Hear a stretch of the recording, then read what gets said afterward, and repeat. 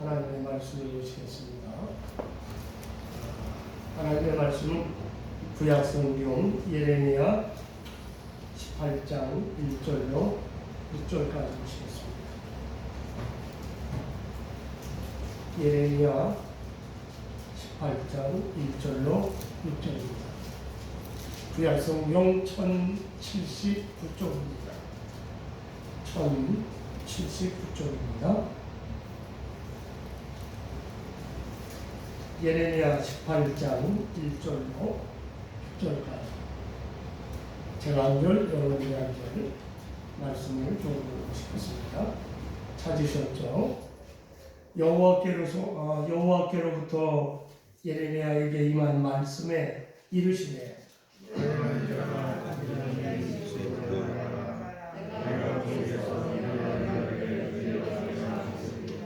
내가 토기장의 집으로 내려가서 본주 그가 농로로 일을 하는데 진흙으로 만든 그릇이 토기장의 손에서 섞이매 그가 그것으로 자기 의견에 좋은 대로 다른 그릇을 만들더라. 그때에 여호와의 말씀이 내게 임하니라 이르시되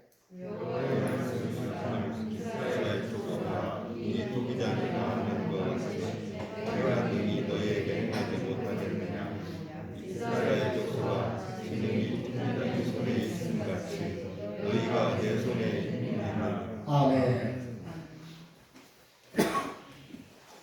오늘 아침의 말씀의 제목은 6절에 나오는 말씀처럼 주의 손안에 있는 인생, 주의 손안에 있는 인생, 이게 말씀의 주제요 제목입니다.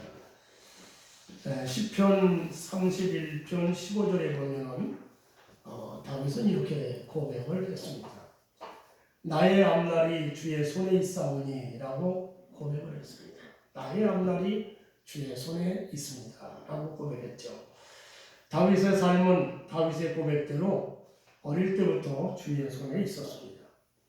어린 시절 베들레헴 골짜기에서 양을 칠 때에도 주의 손에 있었습니다. 사울 왕에게 쫓겨다니며 피난 생활을 할 때에도 주의 손에 있었고요.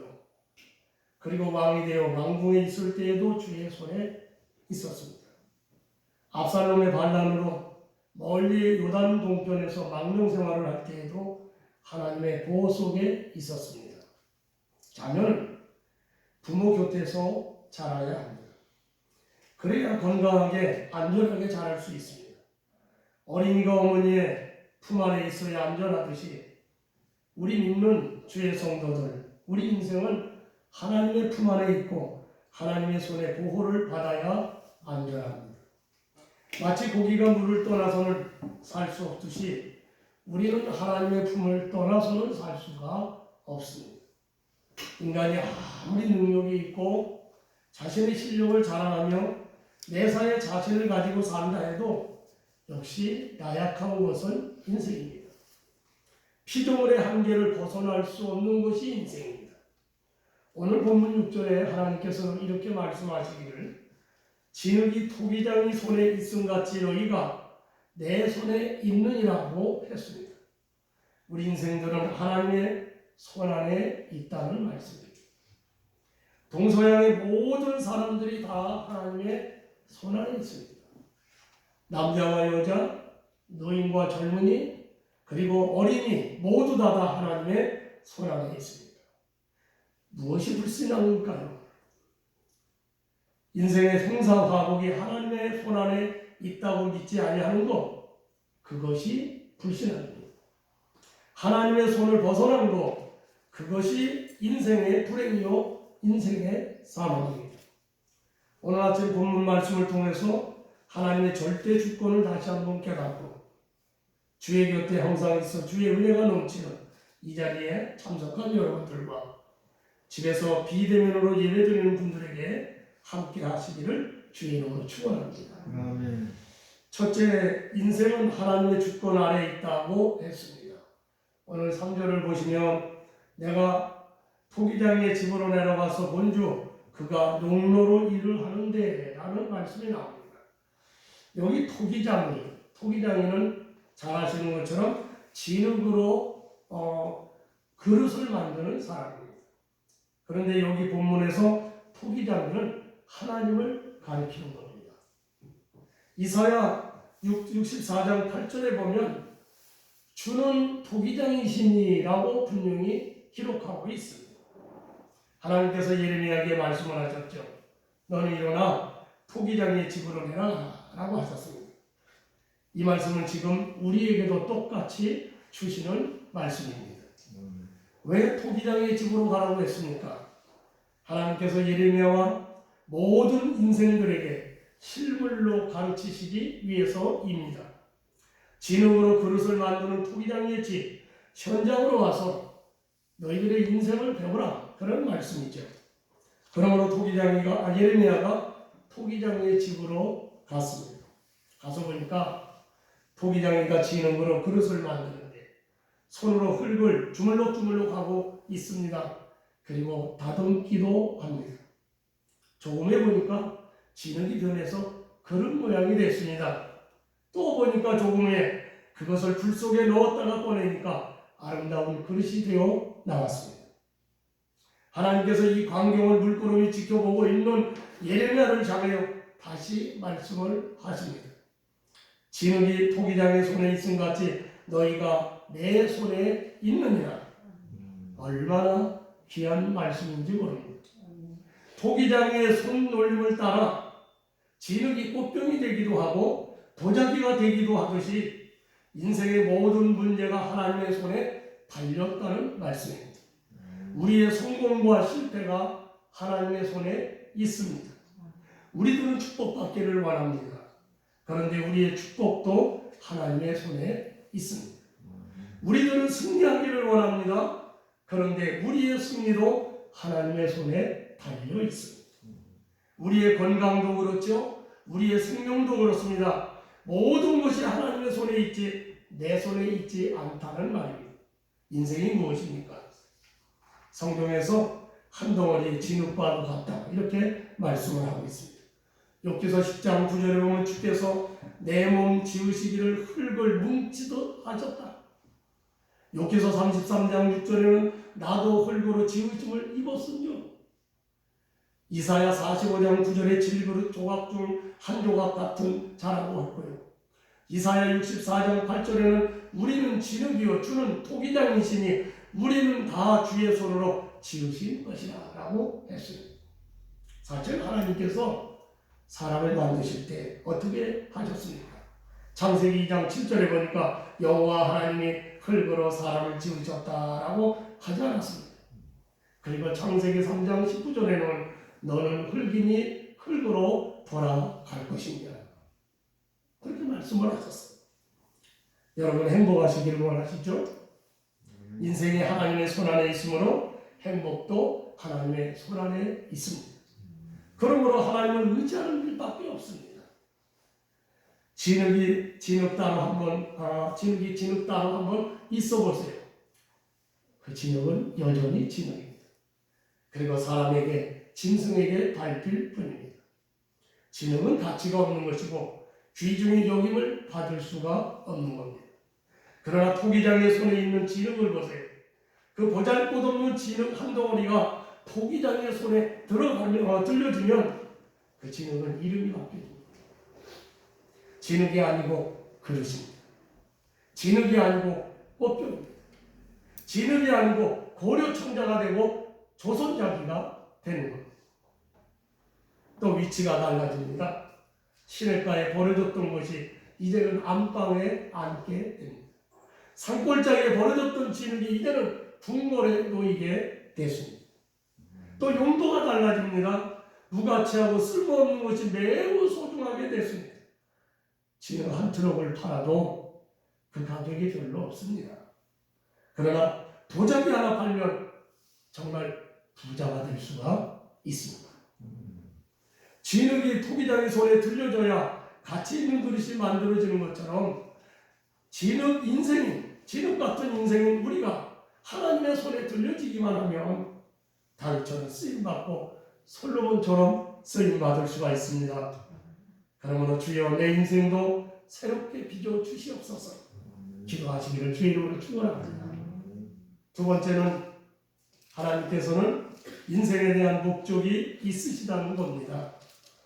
오늘 4절에 보니까 진흙으로 만든 그릇이 토기장의 손에서 터짐에 그가 그것으로 자기 의견에 좋은 대로 다른 그릇을 만들더라 라고 했습니다. 여기 진흙을 시브리 원어로 보면 하포알이라고 하는 말인데 그 하포알이는 여러 가지 의미와 뜻이 있습니다. 그 여러 가지 의미는 쓰레기, 잿더미, 흙더미 그런 뜻과 의미를 가지고 있습니다. 이런 진흙이 바로 우리 인생의 모습이기도 합니다. 진흙은 연약한 것이고 쓸모없는 것이고 무가치한 것이고 더러운 것을 뜻합니다. 그런데 토기장에는 그 그릇으로 그 흙으로 접시를 만들게 하고 밥그릇도 되게 하고 국그릇도 되게 하는 겁니다. 하나님은 토기장처럼 목적을 가지고 일하시는 분이십니다. 우리 각각 인생을 위해서 하나님께서는 계획을 가지고 계십니다. 인생을 섭리하시는 분이 하나님이십니다. 내 인생을 위하여 하나님이 보관을 갖고 계십니다. 그래서 어떤 사람은 농부가 되게 하시고요. 어떤 사람은 어부가 되게 하십니다. 내가 남자가 된 것은 남자가 되고 싶어서 된 것이 아닙니다. 여자가 되고 싶어서 여자 되신 분도 아마 한 사람도 없을 겁니다. 하나님께서는 누구는 백인종이 되게 하시고 누구는 황인종이 되게 하셨어요. 출생지도 하나님이 정하십니다. 누구는 유럽에 태어나게 하시고 어떤 이는 저와 여러분 같은 사람은 한국에 태어나게 하셨습니다. 하나님께만 내 인생을 위한 계획이 있다는 사실입니다. 목적이 있다는 말입니다. 그러므로 하나님의 목적에 대하여 항거할 것 없습니다. 불평할 것도 없습니다. 하나님이 내 인생을 그렇게 되도록 하셨기 때문입니다. 그러므로 주의 뜻을 살피면서 최선을 다하는 것이 복받는 길이라는 사실을 우리는 잊지 말아야 할 것입니다. 그러나 물론 우리들은 질문은 있습니다. 왜 야곱은 택하고 에서는 버리셨는가요? 그게 제일 궁금한 거예요. 왜 나에게 이런 슬픔, 이러한 아픔을 주셨는가요? 왜 저 사람은 하나의 인생이 되게 하고 왜 나는 접시 인생이 되게 하셨나요? 그렇지만 우리는 불평하지 말아야 됩니다. 또 불평해서도 안 됩니다. 하나님이 그렇게 하신 것. 로마서 9장 20절, 21절에 보면 이 사람아 내가 누구에게 감히 하나님께 반문하느냐? 지음을 받은 물건이 지은 자에게 어찌 나를 이같이 만들었느냐 말하겠느냐? 토기장이가 진흙 한 덩이로 하나는 귀 쓸 그릇을 하나는 천이 쓸 그릇을 만들 권한이 없느냐? 에베소서 2장의 말씀대로 우리는 하나님의 은혜를 받을 수 없는 진노의 자녀였습니다. 그런데 하나님께서 우리를 사랑하시고 은혜로 우리를 구원해 주셨습니다. 예수님을 믿게 하시고 하나님의 자녀가 되게 하셨습니다. 왜 우리를 하나님의 자녀가 되게 하셨는가요? 그것은 너희는 세상의 빛이라고 말씀하신 대로 빛처럼 살게 하시기 위해서입니다. 너희는 세상의 소금이라고 말씀하신 대로 소금처럼 살게 하시려고 하나님의 자녀 삼아 주신 줄로 믿습니다. 그렇다면 우리는 나 자신에게 한번 물어보셔야 합니다. 과연 나는 하나님의 자녀로서 세상의 빛처럼 살고 있는가? 과연 나는 하나님의 자녀로서 세상의 소금처럼 살고 있는가? 우리는 나 자신에게 묻고 답을 해야 합니다. 하나님의 손은 토기장의 손과 같습니다. 진흙이 토기장의 손에서 이 모양 저 모양의 그릇이 되듯이 우리 인생은 하나님의 손에서 각각 다릅니다. 신분이 다릅니다. 직장이 다릅니다. 하는 일의 내용이 각각 다릅니다.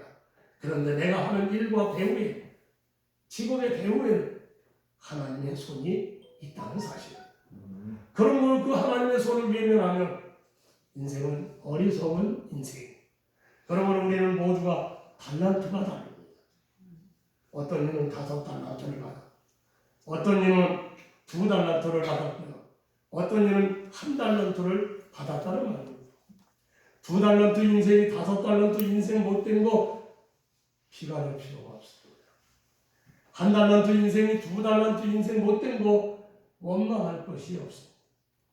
토기장의 손에서 항아리가 되었을 때 뽐내는 항아리는 본 적이 없으시죠? 접시로 만들어졌을 때 비관하는 접시를 본 일이 없습니다. 항아리는 항아리대로 의미가 있고 접시는 접시대로 의미가 있다는 사실입니다. 왜 토기장이 어떤 것을 항아리로 만들었습니까?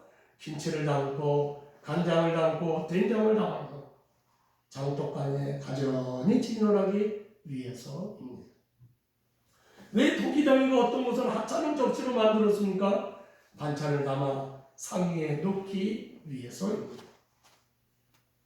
여러분, 왜 하나님께서 나를 중고등학교 교사로 세우셨습니까? 왜 하나님께서 나를 경찰관이 되게 하셨습니까? 왜 하나님께서 나를 버스기사가 되게 하셨습니까? 답은 하나입니다. 없어서는 안 되기 때문입니다. 우리의 직업이 수백 종, 수천 종 아닙니까? 그러니까 다 바뀌었단 거예요. 왜 그렇게 만드셨을까요? 없어서는 안 되기 때문에. 교회 안에서도 마찬가지입니다. 왜 하나님께서 나 같은 것을 목사로 세우셨습니까? 장로로 세우고 권사로 세우고 집사로 세우셨습니다. 그래서 하나님께서 영광을 받으시기 위함이기 때문입니다.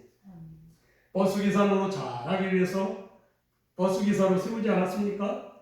경찰관으로 잘하기 위해서 경찰관으로 세우지 않았습니까? 교회에서도 마찬가지입니다. 교회에서도 똑같아요. 어떤 진흙이 항아리가 된 것은 토기장의 뜻인 것처럼 내 인생이 이렇게 된 것은 하나님의 비밀하신 뜻입니다. 그러므로 우리는 하나님의 뜻을 거스려서는 안 됩니다. 이렇게 사람들은 하나님의 손에 있는 진흙과 같습니다. 그러므로 인간은 부요하다고 교만할 필요도 없습니다. 환난을 만났다고 낙심할 것도 없습니다. 그럴 때마다 이렇게 된 것이 무슨 이유일까? 하나님의 뜻을 묵상해야 할 것입니다. 그래서 우리의 인생에 여러 가지 난관이 오고 그럴 때 낙심하고 절망할 것이 아니라 왜 하나님이 왜 이렇게 나를 이 자리에 세우셨을까? 우리가 기도하고 묵상하고 또 생각을 해봐야 된다. 하나님은 마태복음 10장 30절에 우리의 머리털까지 다 세신 바 되었다고 하셨습니다. 국가의 흥망성쇠도 하나님이 홀로 주장하신다고 했습니다. 하나님 앞에서는 이사야 40장 15절에 열방도 그러니까 세계 모든 나라도 통에 한 방울 물 같다라고 하셨습니다. 그래서 사도 베드로는 이렇게 권고합니다. 베드로전서 5장 6절에 하나님의 능하신 손 아래서 겸손하라. 때가 되면 너희를 높이시리라. 그렇습니다, 여러분. 우리 겸손하게 사시고 낮아지시기를 바랍니다. 그래야 때가 이를 때에 하나님이 높여주시라고 했으니 그 말씀을 믿으시기를 주님으로 축원합니다. 세 번째는 성도는 하나님의 축복받은 인생입니다. 6절에 보면 여호와의 말씀이니라 이스라엘 족속아 이 토기장에 하는 것 같이 내가 능히 너희에게 행하지 못하겠느냐? 이스라엘 족속아 진흙이 토기장의 손에 있음 같이 너희가 내 손에 있느니라. 진흙으로 일하는 토기장을 다시 한번 보십시오. 진흙이 그릇이 망가지니까 오늘 본문에 보니까 그릇이 망가졌다고 하지 않습니까? 4절에 진흙으로 만든 그릇이 토기장의 손에서 터졌다는 건 망가졌다는 거고요. 망가지니까 어떻게 합니까? 버리지 않았어요. 버리지 않았어요. 그것을 다시 손으로 주물럭거리기 시작합니다. 그리고는 좋은 그릇으로 새롭게 만들어 내었다고 했습니다. 이것이 복음의 능력입니다. 우리 하나님이 하시는 일입니다. 교회 생활 성실히 하면서 축복받은 성도의 모습이기도 합니다. 1973년 그 빌그람 목사님이 우리 한국에 집회를 오셨죠. 그때 우리가 듣기로는 빌리그람 목사님이 플로리다의 집회에서 세계 최초로 제일 많은 모였어요. 17만 명이 모였습니다. 그래서 그 한 집회에 이렇게 많이 모이는 세계 최초였는데, 아니 우리 한국의 73년도 와서는 100만 명이 모였어요. 기록을 깼습니다. 자, 이 빌리그람 목사님 집회 때 있었던 일인데, 어떤 두 사람이 뒷자리에서 예배를 드리는데 계속 수근거리고 설교하는 빌리그람 목사님을 손가락질하면서 비판하고 투덜댔습니다. 그런데 점점 말씀을 통해서 은혜를 받더니 이 사람들이 조용해졌습니다. 이제 집회가 절정에 이르렀을 때 빌리그람 목사님이 항상 그 집회마다 꼭 이렇게 했거든요. 이렇게 외쳤습니다. 여러분 가운데 이제 예수님을 믿기를 원하시고 그리고 회개할 마음이 있는 분들은 다 앞으로 나오십시오. 설교할 때마다 꼭 그랬어요. 그렇게 결심하는 시간인데 생각밖에 비판하고 투덜대었던 두 사람이 우리 나가세요 하고 뚜벅뚜벅 앞으로 나갔습니다. 그리고는 호주머니에서 지갑 하나를 꺼내서 목사님 여기 있습니다 하고 목사님 앞에 내놓았는데 그거 바로 빌리그람 목사님의 지갑이었습니다. 쓰기를 해서 훔쳤던 것입니다. 그들은 목사님의 지갑을 훔치고 저 빌리그람 목사님이 도대체 무슨 설교를 하나 그 집회의 모습을 지켜보기 위해서 뒷자리에 앉았다가 말씀을 듣고 회개하고 훔친 것을 돌려주었다는 이담입니다. 만든 게 아니에요, 사실이에요. 예배드리는 시간은 내게 잘못이 있나 없나를 깨달으면서 하나님 앞에 하나님 내가 잘못했습니다 이렇게 참회하는 시간입니다. 성도들은 하나님의 은혜를 입은 축복자들입니다. 그런 걸 하나님께서 함께 하십니다. 그런데 왜 능력 있는 삶을 살지 못할까요? 왜 그 삶 속에 그토록 원하는 기적이 일어나지 않을까요? 성경에서 우리는 답을 찾습니다. 인생은 저마다 허물이 많다고 했습니다. 하나님 보시기에 부끄러운 것이 많습니다. 그런데 그것을 회개하지 않기 때문입니다. 우리는 모두 다 그릇입니다. 그러나 어떤 그릇이어야 하는가요? 귀히 쓰시는 그릇이 되어야 합니다. 성도들은 하나님의 손에 붙잡힌 그릇입니다. 누가 요나의 계획과 가는 길을 풍랑으로 파산하게 망하게 만들었습니다. 바로 하나님이십니다. 그리고 누가 요나를 선교사로 파송하고 세계를 걷게 하고 하나님의 뜻을 이루게 하셨습니까? 누굽니까? 하나님이십니다. 하나님은 바울을 어떻게 했습니까? 그는 비방자요 박해자요 살기가 등등한 사람이었습니다. 그런데 다메섹에서 그 길을 차단시키시고 사울을 바울되게 하셨습니다. 역사학자 아놀드 토린비는 그때 바울이 타고 간 배를 두고 이렇게 해석했습니다. 이 배는 알렉산드리아호를 타고 간 것이 아니고 저 소아시아에서 빌립보를 건너가는 그 배를 말하는 겁니다. 바울이 타고 간 배는 유럽의 문명을 싣고 간 배였다. 이렇게 해석을 했어요. 바울이 타고 간 배는 유럽의 문명을 싣고 간 배였다. 바울을 싣고 가는 배는 유럽을 싣고 가는 배다라고 말할 정도로 사울 인생이 변하여 바울 인생이 되게 하신 겁니다. 현재 세계 인구는 얼마나 되나 제가 인터넷을 쳐보니까 80억이 약간 모자랍니다. 80억의 인구가 됩니다. 얼마나 많은 얼굴들입니까? 그런데 얼굴마다 다 다릅니다. 다. 날씨가 매우 추워졌죠. 이제 얼마 있으면 눈도 펑펑 내릴 것입니다. 겨울에 내리는 눈송이도 같은 모양이 없게 만드신 분이 하나님이십니다. 하물며 우리 인생이겠습니까? 직업이 다릅니다. 성품이 다릅니다. 달란트가 다릅니다. 그러면서도 모두가 하나님의 손안에 있다는 사실입니다. 하나님은 토기장이십니다. 오늘 4절에 진흙으로 만든 그릇이 토기장의 손에서 터짐에 그가 그것으로 자기 의견에 좋은 대로 다른 그릇을 만들더라. 그래서 깨진 인생을 새롭게 빚습니다. 고장난 인생을 고치시고 병든 인생을 강건케 하십니다. 그렇다면 우리 모두 두 손 들고 우리 하나님 앞에 나아가야 되지 않겠습니까? 인생이 무엇입니까? 죽을 수밖에 없는 죄인들입니다. 그래서 사도 바울은 이렇게 말하죠. 로마서 7장 24절에서 오라 나는 곤고한 사람이로다. 이 사망의 몸에서 누가 나를 건져내라. 그리고 이렇게 말합니다. 로마서 3장 10절에서 의인은 없나니 하나도 없느니라. 그러나 하나님의 손에 있게 될 때에는 달라진다는 것. 진흙은 보잘것없지만 토기장의 손에 들려주면 도자기가 되는 것과 똑같습니다.